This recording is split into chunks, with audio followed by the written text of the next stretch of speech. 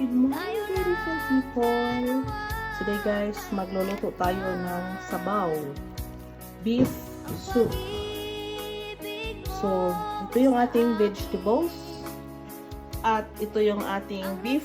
I-pressurize ko pa yung beef guys para madaling maluto. Okay? Para madaling magtsenda.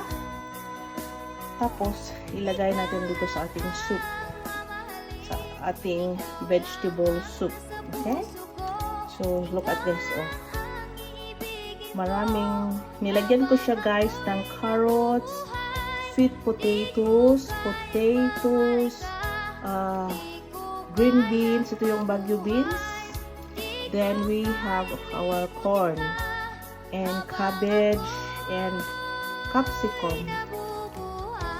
At nilagyan din natin ng parsley, black pepper. Thank you for watching!